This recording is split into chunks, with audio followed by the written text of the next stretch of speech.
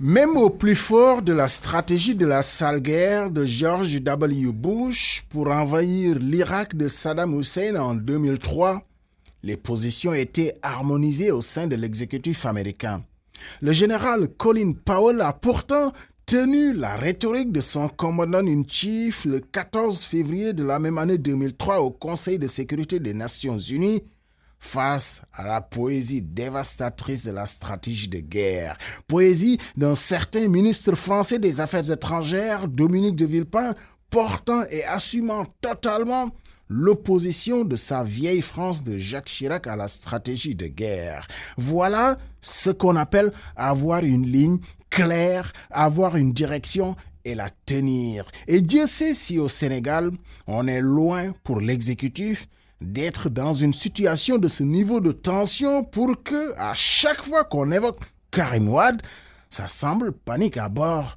On ne sait plus finalement qui a peur de l'autre. On aurait vraiment pu épargner à notre pays d'apparaître, passez-moi l'expression comme on dit dans la cité, de passer pour des mecs sans parole, la pire des insultes quand on est un gentleman. Si la convocation des fonctionnaires de l'État à la chancellerie est pour leur faire ravaler les propos qu'ils ont pourtant manifestement bien tenus devant leur père du Comité des droits de l'homme des Nations Unies, le garde des Sceaux, ministre de la Justice, fera alors plus de dégâts qu'il n'affirmera un semblant de souveraineté de salon de notre pays. Tiens, la souveraineté, c'est peut-être aussi l'affirmation par le Sénégal d'imposer le visa d'entrée aux citoyens du monde entier hors communauté de la CEDEAO. Mais là aussi, ce n'est pas oui le matin et non le soir. À la table du même Conseil des ministres, ce n'est pas possible d'avoir deux ministres qui défendent chacun un bout de parcelle des intérêts du Sénégal sous l'ornière de ses simples prérogatives et responsabilités. Mais dans l'absolu, dans cette affaire, si les questions sécuritaires se justifient, alors la logique de sauver le tourisme s'efface,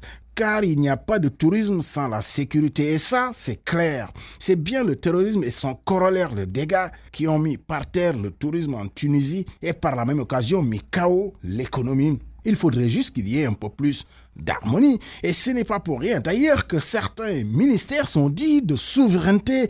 Ça ne veut pas dire que les autres sont moins importants, mais s'il faut un arbitrage, il y a bien une hiérarchie à respecter. Ce n'est tellement pas clairement énoncé finalement que touristes, tour opérateurs et simples citoyens ne savent plus à quelle décision se fier et à quelle échéance. D'autant que dans le secteur, il faut bien l'avouer, les boucles sont bouclées très en amont des saisons. Cette non-affirmation de l'autorité de l'État central comme local, les populations la vivent comme l'une des plus grandes violences qu'on leur fait subir sans pouvoir se retourner contre qui que ce soit, puisque de toute façon, dès qu'il s'agit de la puissance publique, tout s'efface. Il y a plus de 2 semaines, un vent violent faisait chuter des arbres un peu partout à Dakar. Les habitants de la Gueule-Tapée toute proche ne voient toujours pas en service, ni central ni local pour débarrasser ces troncs qui obstruent la voie publique. Elles en auraient marre qu'elle le ferait elle-même, encore que là, c'est possible. Mais qui va faire la route à Scat Urbam, par exemple, où la route s'est littéralement ouverte, laissant entrevoir un gros cratère en plein milieu du bitume. Tout juste, une âme charitable a placé un gros pneu pour signaler le danger. Au point E, ici, sur une voie très passante, la chaussée s'est rétrécie d'un bon mètre, puisqu'aucun automobiliste